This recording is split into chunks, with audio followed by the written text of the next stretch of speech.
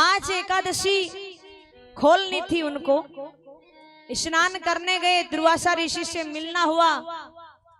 दुर्वासा ऋषि को कहा राजा अम्बरीश ने कि सुनिए, आप भी प्रसादी ग्रहण करने के लिए आइए, काफी से पंडितों को बुलवाया है। दुर्वासा ऋषि ने कहा ठीक है।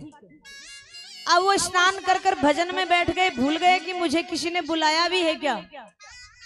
पंडितों ने कहा महाराज अपना पारायण निकला जा रहा है, कुछ तो आप करो, वरना तो फिर एकादशी का समय पूरा हो जाएगा।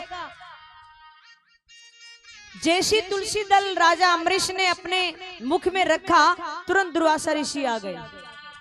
और दुर्वासा ऋषि ने जैसे देखा तो गुस्से में, क्रोध में, अरे जब तुमको मेरा आदर मान नहीं करना था तो फिर क्यों बुलाया मेरे को यहाँ?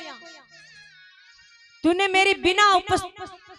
मेरी अनुपस्थिति में तेरे को इतना इंतजार नहीं हुआ कि तूने एकादशी खोल ली मेरे बिना आए। क्रोध में आकर अपनी जटाओं में से एक जटा उखाड़ कर फेंकते हैं और उसमें से कृत्या नामक राक्षसी निकलती है और वो राजा अम्बरीश को मारने के लिए दौड़ती है। राजा अम्बरीश वहीं खड़े खड़े नेत्र बंद कर लेते हैं, भगवान को याद करते हैं। वो अपनी तरह नहीं कोई शस्त्र उठाता है, कोई अपने सैनिकों से कहता भाई इसको मारो, कुछ नहीं, भगवान की याद में लग जाते हैं।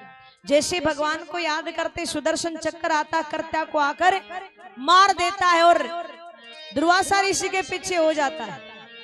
दुर्वासा ऋषि के पीछे हो जाता है। अब दुर्वासा ऋषि आगे आगे, सुदर्शन चक्र पीछे पीछे भगवान के पास गए, मेरी रक्षा करो। भगवान ने कहा मैं कुछ नहीं कर सकता। जब मेरे भगत पर कोई संकट आता, कोई विपत्ति आन पड़ती है, ये सुदर्शन चक्र मेरी भी नहीं सुनता है। अगर तुम्हें माफ ही कोई कर सकता है तो कौन? अम्बरीश ही कर सकता है। दौड़े दौड़े वापिस अम्बरीश के पास आए, चरणों में गिर गए। अम्बरीश ने कहा ये क्या कर रहे हैं आप? नहीं, चरणों में आपकी जगह नहीं, आपके चरणों में हमारी जगह है, आइए आप भोजन करिए। जैसे कहा आप भोजन करिए। दुर्वासा ऋषि ने कहा आपने अभी तक भोजन नहीं किया। बोला नहीं, आपका इंतजार ही चल रहा था, भोजन नहीं किया। भोजन करवाया। अब ये कथा सुना रहे हैं राजा परीक्षित को श्री सुखदेव मुनि महाराज। राजा परीक्षित विचार करते ये कैसी कथा है? एक गृहस्थ की कथा बता रहे, ये कैसी कथा? ना ये कोई जंगल में गया, ना इसने ऐसा कुछ किया। सुखदेव जी को पता लग गया। सुखदेव जी ने कहा सुनिए, मेरे को पता आपको आनंद नहीं आया। बोले अच्छा। बोला हाँ। बोले सबसे बड़ा भगत वो है जो घर में रहकर गृहस्थ जीवन को व्यतीत करते करते भगवान की प्राप्ति कर ले। सबसे बड़ा भगत वो है। मान लीजिए जो जंगल में जाकर तपस्या कर रहा है, उसने संसार देखा ही नहीं, उसने गृहस्थ आश्रम देखा ही नहीं, उसने समस्या झेली नहीं, वो भगवान की प्राप्ति कर रहा है तो कोई बड़ी बात नहीं। रसगुल्ला खाया है? कितने भक्तों ने खाया है? शर्माओ मत, सही बता दो। सभी ने खाया ना? हाँ उठाओ हाथ। सभी ने खाया। अब आपको कोई कह दे रसगुल्ला छोड़ दो तो छोड़ दोगे क्या? नहीं छोड़ोगे। क्यों? क्योंकि आपको उसके स्वाद का पता है। लेकिन जिसने खाया ही नहीं जीवन भर और उसको कहे भैया रसगुल्ला छोड़ दे, तो वो तो छोड़ देगा। उसको पता ही नहीं इसका क्या स्वाद है, मीठा है, खारा है, पता ही नहीं है बेचारे को। तो वो ही दिखाना चाह रहे हैं कि जो जंगल में रहकर भक्ति कर रहा, भगवान की प्राप्ति कर ली, कोई बड़ी बात नहीं। क्यों? उसने कुछ झेला ही नहीं, कोई समस्या झेली नहीं, विपत्ति उसने देखी नहीं, कोई बड़ी बात नहीं है।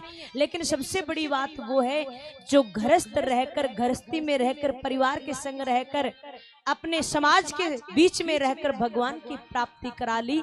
सबसे बड़ी भक्ति वो है, सबसे बड़ा भगत वो है। आप भी कई बार प्रश्न कर देते हो, दीदी हमें तो कुछ आता ही नहीं है, हम तो गृहस्थी हैं, हम तो कुछ जानते ही नहीं है। मैंने पहले भी बताया, नरसिंह जी मेहता गृहस्थी थे। 52 बार भगवान ने दर्शन दिया, 52 बार उनके जीवन में आए हैं। 52 बार नहीं तो कम से कम एक बार तो बुला लो। है क्या बनेगा इस शरीर का? जला दोगे तो राख बन जाएगी, गाड़ दोगे तो कीड़े मकोड़े खा जाएंगे, और फेंक दोगे तो जानवर खा जाएंगे। ये तीन ही तो गति है इस शरीर की, और क्या होना है। मनुष्य का कुछ भी काम नहीं आता है। ऐसा जीव है, इसका कुछ भी काम नहीं आता, फिर भी सबसे ज्यादा घमंड करता है। आप गृहस्थ होकर भी भगवान की प्राप्ति कर सकते हो।